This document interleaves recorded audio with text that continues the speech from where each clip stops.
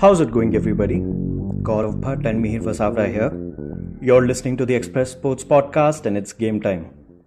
Today on the show, we will be talking about Bhavani Devi, who became the first Indian fencer to qualify for the Olympics last weekend.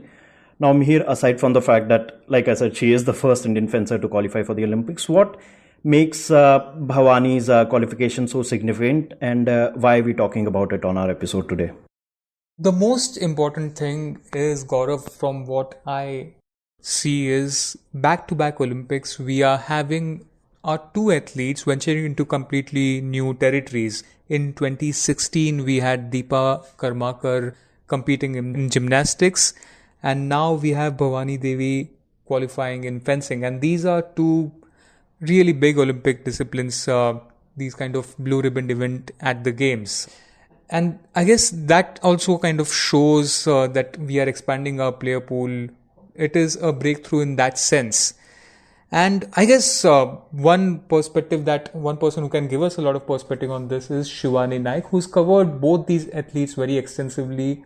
Deepa, she covered her at Rio and her fabulous fourth place finish, and also Bhavani's journey from her incredible performance at the World Championships to qualifying for Tokyo. We're glad to have her. Shivani, welcome to the show again. And it's this crazy rhyme. We'll have Shivani on Bhavani. So let us start. Shivani, so what's your take on this? Of course, back-to-back Olympics, two athletes breaking through into different sports, new sports. How do you put this in perspective? The beauty of the new sports is that they are the oldest sports in the Olympics. Fencing goes back to probably the first edition, 1896. Gymnastics has been a part of the Olympics for a long time. So we are actually getting into the core sports of the Games. And it's exciting because, you have two women who are leading the way. Now, Shivani, how would you explain the sport of fencing to somebody who might just know it because he's seen that great Pierce Brosnan James Bond movie Die Another Day? How do the competitors go about it? What is the arena like? What is the equipment like? A brief lowdown on that? I was going to say ask them to watch Die Another Day, but they can also watch Hot Shots Part 2, where it's a spoof and you have the Saddam Hussein clone and George Bush clone go at it. Charlie Sheen. Yeah. In the sport. But it's two competitors who use blunted swords, which are used to jab the opponent in particular target areas in the different categories. And you score points of the number of strikes that you make with the sword point. And that's it. It happens on a strip which is 2 meters by 14 meters, which looks like a very compact field of play. But there are plenty of variations. There's a lot of back and forth, literally, that happens in the sport. And they are masked. Also, they have their protective suits. It's beautiful to look at in their all whites. But also, it's very nuanced in how it both scores points and how the momentum can change. It is also one of those sports which looks very attacking, Shivani, isn't it? But I'm sure there are so many nuances to defense which really go unnoticed because of the speed. Now, if we talk about Bhavani's area of expertise over here, so it is saber, right? It is saber in the form that she excels in, and the other two, which are foil and epi, those might be very different. Like, how do we differentiate one from another? So saber is a slightly shorter weapon. It's a shorter, faster weapon, which depends on the flexibility of the weapon as well. The fact is that saber was introduced in the Olympics for women only in 2004. Okay, so we are actually talking about the time around which fencing was introduced in Chennai schools, though not saber at that point in time. It was just foil, which is a longer, heavier sword, which again with a different target area. So saber, you score points of strikes on the torso and the non sword holding hand and the face. So those are your target areas. In epee, you have the entire body to attack, slash at. And foil also is the torso, but not the limbs. Now, saber is probably the fastest of the three swords, which also means that the you can go for a barge and the opponent can parry. So you can miss as fast as you can actually strike.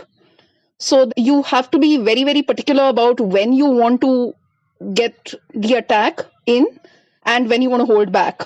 So when you want to tuck back and when you want to actually barge and strike. So just speed is not enough to be a good saber fencer.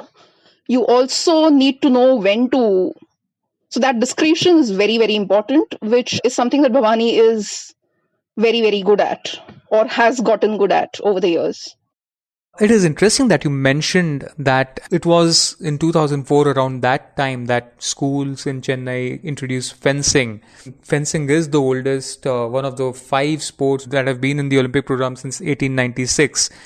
And it's crazy when we think of it that it was only in 1974 that India actually started to have a structured fencing program when the association was formed. The government recognized only in 1997, a good 100 years after it made its Olympic debut. And it was only 7 years later that we saw kids in school taking up fencing. How did Bhavani get into it? What's her story, Shivani? So it's actually a very interesting story. First, you have to understand that Chennai is a very, very underrated sports city in India. You have Hyderabad and Bangalore, which are known for their great infrastructure and great coaching across sports. You also have Kerala, which is naturally gifted in terms of the physical aspects of sport. But Chennai also has a large breadth of sports that they offer to upcoming students as well as the young sportsmen and women. So Chennai took this Sports Development Authority of Tamil Nadu actually decided that fencing has a lot of medals on offer. So they will introduce it like very, very randomly. And there were 3 sports actually which were coming up at that point. There was triathlon, there was squash. And fencing was another sport which they absolutely airdropped out of nowhere. There's no culture for fencing per se in Tamil Nadu. There obviously is the traditional sport of silambam, if I'm getting the pronunciation correct. So you had the stick fight, but fencing was a more organized, coded kind of sport. And they just looked at the medals tally. They looked at which sport has the most medals, and swimming was another one. And fencing was the one that they had never ventured into, and they decided that that's how they want to introduce it in schools. Mihir, I had the good fortune of running into Bhavani at last year's senior nationals in Delhi at the Tyagaraja Stadium, and we spoke of how she's grown over the years. Like Shivani just mentioned, picking the sport up in school. She recalled a period of time where she would be at an arena with 200 fencers and their therapists and psychologists and coaches and whatnot. And sometimes she would downright be ignored by the referees. At times she walked up to the referees and she asked for an appeal and it would be denied. कई बारी scoring की वजह से issue भी रहा था, but then she made it a point to say that now I've reached a point where they know who I am. When I walk in, they know that this is the Indian, not just the Indian, this is India's Bhavani Devi. And it took a lot of struggles and a lot of stringing up a lot of good performances at good tournaments to make it to that point. So this is not just about her qualifying, of course, that's the icing on the cake, but just this entire journey. And Shivani, I'd like bring you in is point picky. What have been the sort of performances like? Because she's always been there and thereabouts, but in 2018 and 19, she had this crazy run where she put herself in the fray for the Olympics. Tell us about those events and how her performances were so consistent over that period. Yeah, the first tournament that Bhavani actually won at the school level proved to be like a blessing in disguise. She did not win the gold. She won silver. And I remember her speaking about how it actually motivated her to get the top medal. And that failure to get the gold at that point in time was very, very important because Bhavani was a very precautious kind of person, even teenager, not just a child, but even in her teens. And she could pick things early. She was into Bharatanatyam, she was into classical music. There were a lot of things that she was dabbling at. So it would have been easy for her to get that gold and kind of move on to something else that fascinated her. But because she did not win in her first few school tournaments, she got very, very angry. And she decided that this is something that I want to be very good at. And that's how the whole journey began. She chose the right discipline, she chose the right weapon. She knew that her speed is good. She's blessed with something very innate in her speed, which is necessary for saber. So she was doing well nationally as well. But I think the big breakthroughs came in Europe after she moved to Italy. I think she has a title at Belgium. She's won in Iceland as well. But it was difficult, okay? It's very difficult for an Indian or an Asian to break through into one of the most competitive events in fencing. The Europeans are just everywhere in the draw. You have the Koreans, you have the Chinese. It's difficult for anyone who does not come from a traditional fencing country to break through. But she did win the gold at the 2018 Commonwealth Championships at Canberra, I think. There was also the World Championships where she finished in the top 16. So at the global level, she is right up there. She's capable of, I think she made the pre-quarters and she lost 14-15 in that pre-quarter. So she is capable of getting the big wins. But yeah, it's going to be difficult for her to reach the same level as even as Deepa Karmakar. Like she was top 8 immediately because of the difficulty level that she chose. Fencing is going to be a little tougher to crack into the top 8. Right. Shivani, you mentioned Bhavani's speed as one of her strengths. Now, the other thing that you have written extensively about and focused on is her ability to make comebacks. Now, just to explain the point system in fencing, it's first to 15 points, right? The person who touches the opponent 15 times wins that particular bout, if I explain that correctly. Yeah, 15 strike. The first to 15 is 15 strikes. Yeah. So, Bhavani, you have observed in the past that in the World Championship, for example, in 2019, she made this habit of coming back, taking the scores level to 14-14 and then going for that deciding strike. How tough is that and why is that such an important aspect of her game? So there's a skill of actually how you wield the sword. There is also a very cerebral element of anticipating what the opponent is going to do. And I think her anticipation skills are very, very good, right up there. So she can actually read patterns in how some of her opponents actually move. So that was primarily the reason why she managed to come from behind wins. The couple of them that I've written about, and even otherwise, I think there are a few more, even at the smaller satellite tournament levels. So that's her strength. She's not just a very good swordswoman. She's not just a good fencer in terms of the skill, but she reads opponents really well and very fast. So she can defend very well and she can make that decisive, absolute match-turning strike nearing the end of the bout. But she's also won in 5 minutes. She's won some of her matches in like 5-6 minutes and very quickly. So she can also race to the 15 against opponents who are higher ranked than her. And we saw that in the World Championship, isn't it? Where she made it, I won't say a habit, but she at least had these couple of very impressive wins against opponents ranked higher than her. How important was that World Championship performance to book this ticket for the Olympics? I think it's important to get a good run of matches. It's a one-off win against a higher ranked opponent doesn't really count when it's a knockout and you have to go the distance. So I think she got that confidence that she can go deep into the draws. Also that she can hold her ground against Europeans who tend to underestimate her because she comes from a country which is not known for fencing. So it's a very simple calculation for them. They don't rate her too high, but she can surprise and she uses that to her advantage. So I think the World Championships, finishing in the top 16, she's ranked, I think, 45 right now. But for somebody who's ranked there, and she started out 98 or something at the beginning of 2017. or midway through 2017. So from 98 to coming down to 42, and I think she's reached 36. That's pretty phenomenal.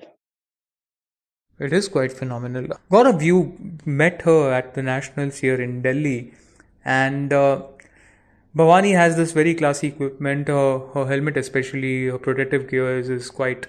It looks very catchy with the tricolor on her face and stuff. And you spoke to her about her entire equipment as well, right? What is a fencing equipment like? What do they wear? It looks kind of very different from what others wear in different sports. First of all, Mihir, when an athlete is at the top of their game and she walked into this nationals at the Tyagraj Stadium, when I caught up with her, I asked her कि यार आपका ये 6th है या 5th है, how many national titles have you won? And she just blanked out. She had no idea. She was like maybe 7th or 8th, and it was her 8th title win last year.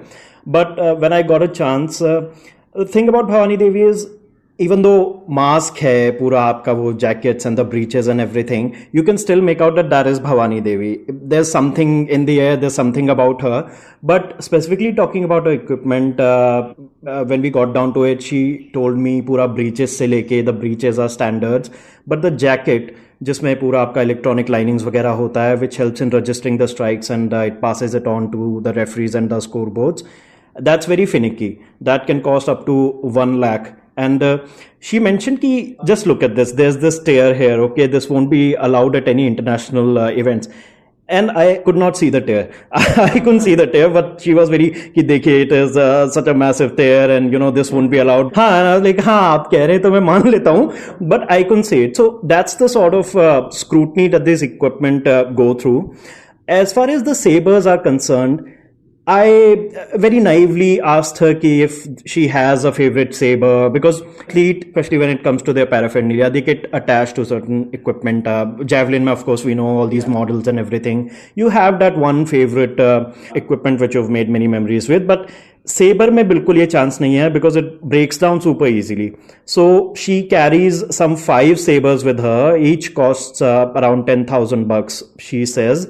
And the wear and tear is such ki it can't last. Like one tournament is fine if you manage to get through a tournament with all your sabers intact. That's a huge bonus. Otherwise, एक दो तो ऐसे ही टूट जाते हैं. Shoes, of course, are specifically for fencing. The mask itself, but it's a very equipment heavy sport as well, जो कि कई बारी listeners को, या अगर हमने जल्दी में देखा है, we won't realize कि कितना finicky and कितना specific ये सारा equipment है. Well, as they say, saber का फल मीठा होता है. Really bad, yeah. Come on, I thought that was really nice here. That was nice, actually. I'll give you credit, yeah. But Shivani, the other really interesting aspect of Bhavani, and I think that is what also is interesting about these things, right? When our athletes qualify for sports which are not mainstream in India, is we learn so much more about that sport and also those people. Now, one thing that Shivani, I was really fascinated with Bhavani's story is her fascination with Queen Velu Nachiyar. What is that? So she is a renowned queen from Sivganga. So she is known to have launched the first rebellion, if I can call it that, with against the East India Company. And a very, very brave lady who has inspired everyone who studied about her or who knows about her. And she comes from a family which likes its books. She has 2 elder siblings, brothers who read a lot. Her late father used to really gorge on literary texts. So she comes from a family which reads. And this is probably the latest book that she has been reading about someone that she has studied previously. But it's just going deeper into the story of this brave warrior. And if we had to kind of find a segue into her bravery, and it was evident through the last 12 months, wasn't it, Gaurav? Yes, the whole world was struggling, but Bhavani's challenge was quite different. Now Bhavani, for our listeners, she trains a lot in Italy, as Shivani said. She has trained with the Italian national team, the French national team. And after the World Championships in 2019, she was still there trying to sort out her qualification for the Olympics.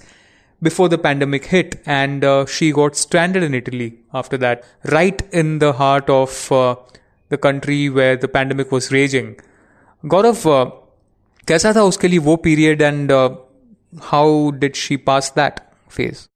In fact, it's almost a year to the date that she managed to get back to India in the nick of time during the pandemic, because she was right in the middle of a training competition shuttling between Greece and Italy. There was a camp in Belgium, but it was all very helter-skelter, Mihir, that she was one of the athletes, because such had been the run. And remember, the nationals that I'm talking about, it's a couple of weeks before the pandemic really blew up. So she was on that high of the national title with great international performances behind her, and suddenly she was rushing for visas and was camping from event to event trying to get back to the country. Lockdown made training also took a hit. Well, that was all across the board, but still, for Bhavani, suddenly now she's on the roof. She has a dummy in front of her with a jacket on it, a helmet on it. She herself is in her full gear, but you can't really simulate the sort of competition that you'll get at training or even the qualification events. Aside from the training, though, Shivani, the entire qualification struggle, right? Because she is there at the cusp of this historic moment where she's about to secure the berth at Tokyo. But suddenly, sare plans, sab kuch pushed back for another year. Her qualification is dependent on how the other countries perform, whether they qualify or they don't qualify. This must have been such an excruciating long wait for her, right? No, it must have been very, very nervy. She was almost on the brink of qualification. It would have been difficult because there is this massive global calamity happening. But there is also the uncertainty of whether the Olympics are going to happen or not, whether she will be there or not, whether she will qualify on her own accord or she'll have to wait for other results too, because there were a lot of variables in the picture. So it must have been really, really, she would have been very anxious, I'm sure. Also, you have to understand, fencing is not something that you can, like you said, that she would wear the helmet and the suit and she could train with a dummy. But the thing is, it's just very, very difficult to train in fencing without an opponent. It's not something that you can. It would be funny though if she would have just tried it on her mom or dad or someone at home. Well, not funny. No, not funny. But I think there were pictures of her training on roof and some very beautiful pictures. But it's just difficult to assess where your game is when you've lost like an entire year and then head back and it's still very uncertain.